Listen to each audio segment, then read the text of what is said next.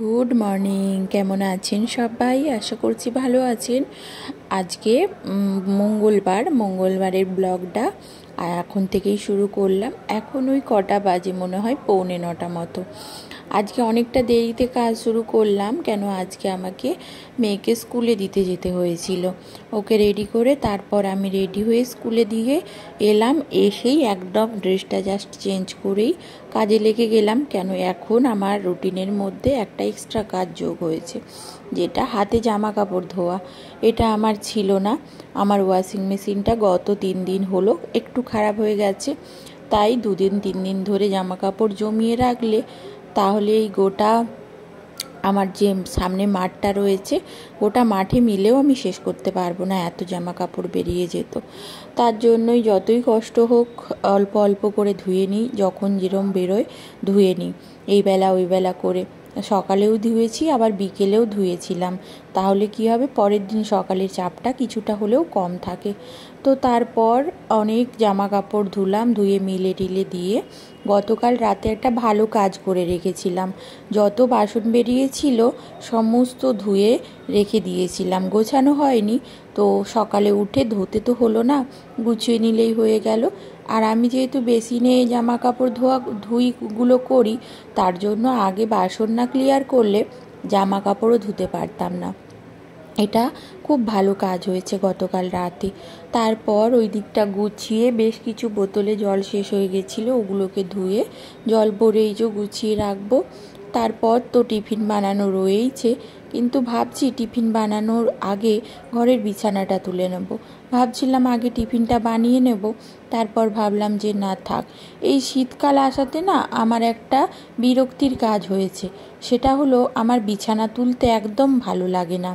ওই 2-3টে ব্ল্যাঙ্কেট, তারপর বালিশ তো রয়েইছে, মশারি গোছাও রে অত ব্ল্যাঙ্কেট, তারপর আমাদের খাটে একটা ব্ল্যাঙ্কেট পাতা রয়েছে, আর নিচের বেড কাভারটা ঠিক করা, ব্ল্যাঙ্কেট ঠিক করা, খুব বিরক্তি লাগে এখন বিছানা গোছাতে। তো কী করার, কেউ তো আর নেই যে গুছিয়ে দেবে, নিজেকেই গোছাতে হবে। তাই ভাবলাম কষ্টকর কাজটা আগেই করে নিই। তার জন্য ভাবলাম যে টিফিনটা বানাবো পরে, আগে বিছানা গোছাই। তাই চলে এলাম। তো এই টেবিলটাও বেশ অগোছালো হয়েছিল। এটা প্রতিদিনের যদিও রুটিন, অগোছালো হয়, আবার আমি পার ডেই গোছাই। তো এই হলো আমার কাজ। এতগুলো ব্ল্যাঙ্কেট, তারপর বললাম না খাটে ব্ল্যাঙ্কেট একটা বিছানো রয়েছে, এই ঠান্ডা ওঠে নিচ থেকে, তাই।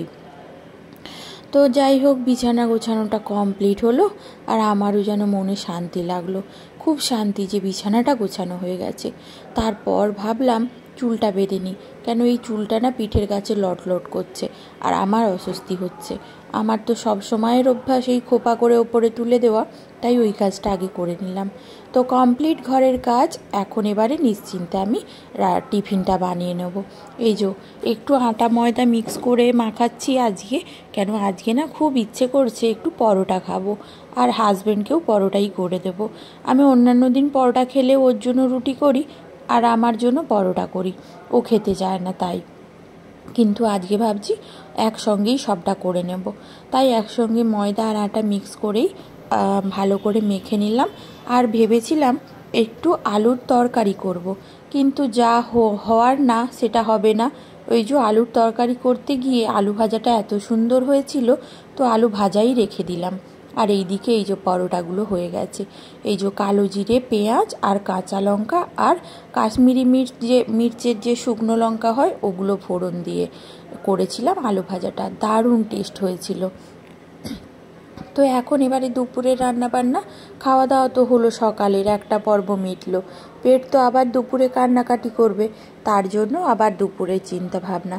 এই দেখুন কুমড়োটা এত সুন্দর গাঢ় একটা লালচে কালার, দারুণ মিষ্টি কুমড়ো, এটা দারুণ। তো এটাই ভাবছি আজকে বানাবো, আজকে একটা নতুন ধরনের রেসিপি বানাবো। কি বলুন তো, কুমড়ো চিংড়ি। আমি তো কোনো দিন বানাইনি, আপনারা কারা কারা খেয়েছেন বা বাড়িতে বানিয়েছেন আমাকে কমেন্ট করে একটু জানাবেন তো।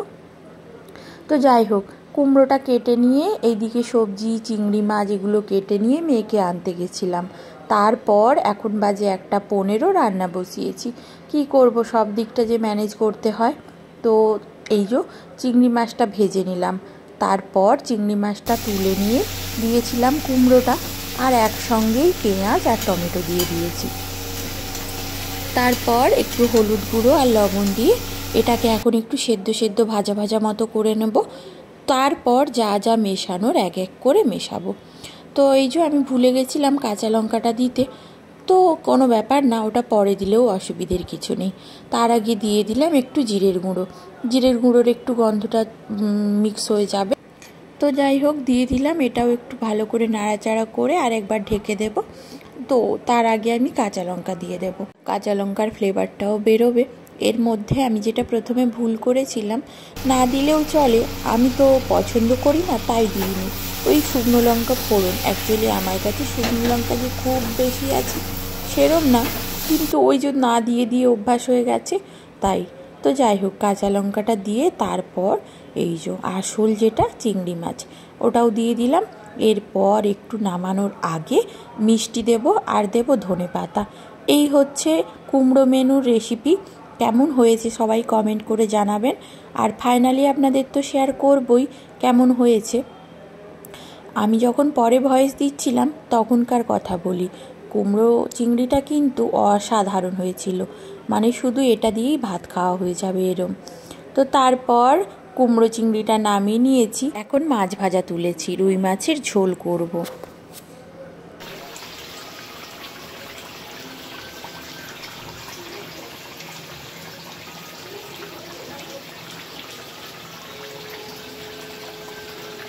চলুন খেতে বসে গেছি, আমরা খাই আর আপনাদের রান্নাগুলো দেখিয়ে দিই, আর আজকের ব্লগটা এখানেই শেষ করে দিই। তো তাহলে যদি ভালো লাগে অবশ্যই এটা লাইক শেয়ার অ্যান্ড সাবস্ক্রাইব করে দেবেন, আর কেমন লাগলো কমেন্ট করে জানাবেন। আজকের মতো টাটা।